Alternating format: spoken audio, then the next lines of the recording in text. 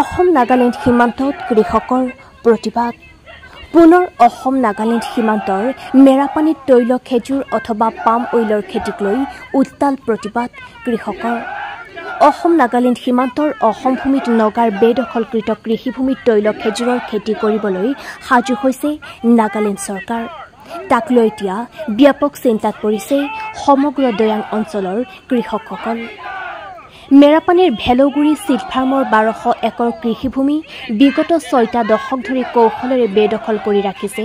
নাগালেণ্ড চৰকাৰে এই বিতৰ্কিত চিট ফাৰ্ম আৰু অসম নাগালেণ্ড সীমা সমস্যা কেন্দ্ৰ কৰি বৰ্তমানে উচ্চতম ন্যায়ালয়ত গোচৰ বিচাৰাধীন হৈ আছে দুই ৰাজ্যৰ মাজত নাগালেণ্ডৰ বেদখলত থাকিলেও কিন্তু চিট ফাৰ্মৰ উৰ্বৰ ভূমিখণ্ডত বুজাবুজিৰ মাজেৰে দশক ধৰি কৃষি কাৰ্য কৰি আহিছিল স্থানীয় অসমীয়া কৃষকসকলে কিন্তু শেহতীয়াকৈ নাগালেণ্ডৰ কৃষি বিভাগে দিয়া এক নিৰ্দেশনা পত্ৰ অনুসৰি চলিত বৰ্ষৰ পৰা চিট ফাৰ্মৰ কৃষিভূমিত কৃষি কাৰ্য কৰিব নোৱাৰিব কৃষকসকলে পত্ৰখনত উল্লেখ কৰা অনুসৰি চিট ফাৰ্মৰ বৃহৎ ভূমিখণ্ডত নাগালেণ্ড চৰকাৰে চলিত বৰ্ষতে আৰম্ভ কৰিব তৈল খেজুৰৰ খেতি এই পত্ৰ পোৱাৰ পাছৰে পৰা হাহাকাৰ অৱস্থাৰ সৃষ্টি হৈছে চিট ফাৰ্মত খেতি কৰা প্ৰায় 1000টা কৃষক পৰিয়ালৰ মাজত নাগালেণ্ড প্ৰশাসনৰ এনে হঠকাৰী সিদ্ধান্তৰ বিৰুদ্ধে একাংশ কৃষকে আজি প্ৰতিবাদ সাব্যস্ত কৰি হুংকাৰ প্ৰদান কৰিছে ইতিমধ্যেই কৃষক মুক্তি সংগ্ৰাম সমিতিৰ ৰাজ্যিক সম্পাদক বিদ্যুৎ শইকীয়াই এই তৈল খেজুৰৰ খেতিৰ বিৰুদ্ধে কৃষকসকলক লগত লৈ এক বৃহৎ আন্দোলনৰ হুংকাৰ দিছে দয়াঙৰ উৰ্বৰ কৃষিভূমিত তৈল খেজুৰৰ খেতিয়ে অশনি সংকেত কঢ়িয়াই আনিব বুলি মত প্ৰকাশ কৰিছে বিদ্যুৎ শইকীয়াই নিউজ ডেস্ক ৰিপৰ্ট জনাই বাৰ্তা এই ঘটনাটোৰ কাৰণে নাগালেণ্ড চৰকাৰ যিমান জগৰীয়া তাৰ সমানে আমি ভাবো যে অসম চৰকাৰে আসলতে তাতকৈ কোনো কাৰণে কম জগৰীয়া নহয় আজি বছৰ ধৰি নাগালেণ্ডে চিট ফাৰ্ম তেওঁলোকৰ বুলি দাবী কৰি আহিছে তাৰ বুৰঞ্জী যিয়ে নহওক লাগিলে কোনে তেওঁলোকক বীজ উৎপাদনৰ কাৰণে দিছিলে কি এগ্ৰিমেণ্ট কৰি দিছিলে কিমান বছৰৰ কাৰণে দিছিলে এই প্ৰশ্নটো সুপ্ৰিম কোৰ্টে অসম চৰকাৰক সদায় সুধি আহিছে কাৰণ চিট ফাৰ্মৰ বিবাদ আজি এবছৰ দুবছৰ নহয় আজি প্ৰায় 50 বছৰতকৈ বেছি বছৰ ধৰি চিট ফাৰ্মত বা এই দয়াং অঞ্চলত বসবাস কৰা মানুহে এই চিট ফাৰ্মত খেতি কৰা মানুহে সদায় আতংকত থাকিবলগীয়া হৈছে কোনদিনা তেওঁলোকে খেতি কৰা ফচল নগাই কাটি নিয়ে কেতিয়া তেওঁলোকৰ মাটি দখল কৰে কেতিয়া তেওঁলোকক ভাবুকি দিয়ে কিমান পৰিমাণৰ টেক্স বিচাৰিব এই গোটেই কথাটো আসলতে আটাইতকৈ দুখ লগা কথা অসমৰ মানচিত্ৰৰ ভিতৰত থাকি অসমৰ গোলাঘাট জিলাৰ দয়াং অঞ্চলৰ ভিতৰত থাকি আজি ইয়াত থকা মানুহে বছৰ ধৰি আজি সদায় অনিদ্ৰা আৰু অনাহাৰে কটাই থাকিবলগীয়া হৈছে আপোনালোক সকলোৱে জানে ইয়াৰ আগত 1985 চনত এখন যুদ্ধ হৈ গৈছে তাৰ পাছতো এই কথাটোক লৈ এটা মীমাংসা বিচাৰি ৰাইজে সুপ্ৰিম কোৰ্টলৈকে গৈছে সুপ্ৰিম কোৰ্টে বাৰম্বাৰ অসম চৰকাৰক তথ্য বিচাৰি আহিছে যি চৰকাৰে নহওক লাগিলে AGP Congress BJP CPI CPM আঞ্চলিক দল যোন চৰকাৰে নহওক লাগিলে সকলো মানুহে দয়াঙৰ এই অঞ্চলৰ মানুহক সদায় এটা আতংকত ৰাখিছে গতিকে আমাক এইবাৰ এটা সুবিচাৰ লাগে যে চিট ফাৰ্মৰ মাটিৰ ওপৰত কোনোদিন আৰু নগাই তেওঁলোকৰ অধিকাৰ সাব্যস্ত কৰিব নোৱাৰিব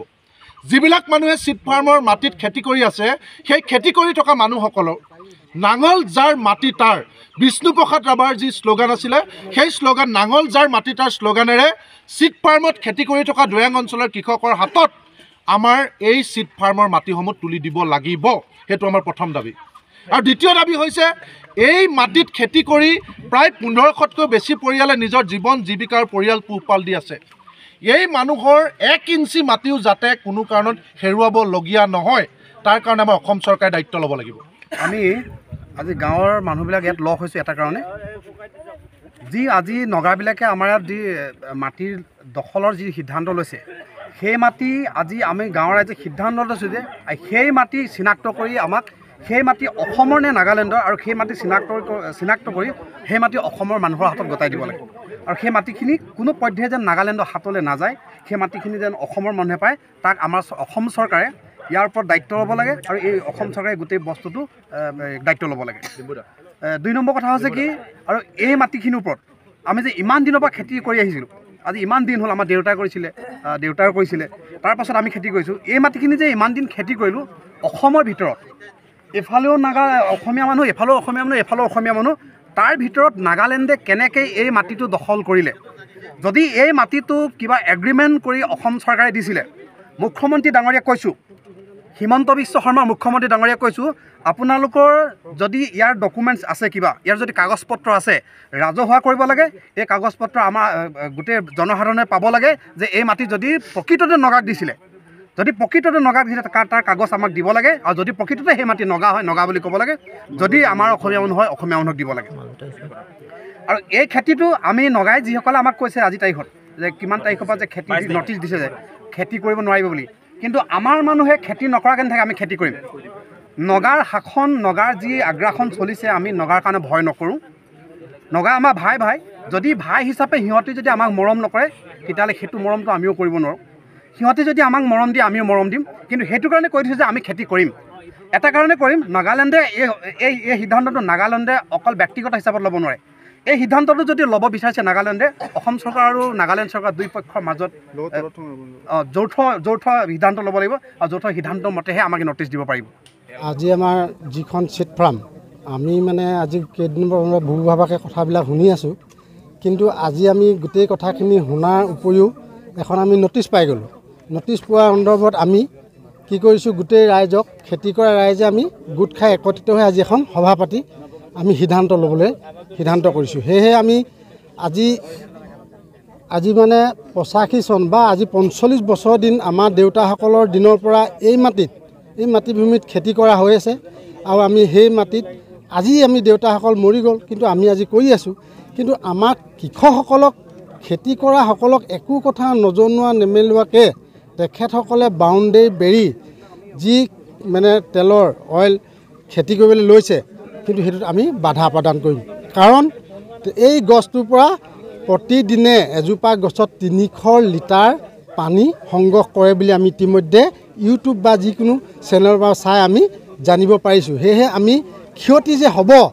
আমাৰ এই ক্ষতি নহ'বৰ কাৰণে আমি যিসকলে এইটো উদ্যোগ লৈছে আমি তেখেতসকলক বাধা দিবলৈ আমি সেইটো কাৰণে আমি চৰকাৰক জনাম যে এই খেতিটো আমি কেতিয়াও ইয়াত আমি হ'বলৈ দিবলৈ নিদিওঁ আমি চৰকাৰক প্ৰতিবাদ হিচাপে আজি আমি ৰাইজ গোট খাইছোঁ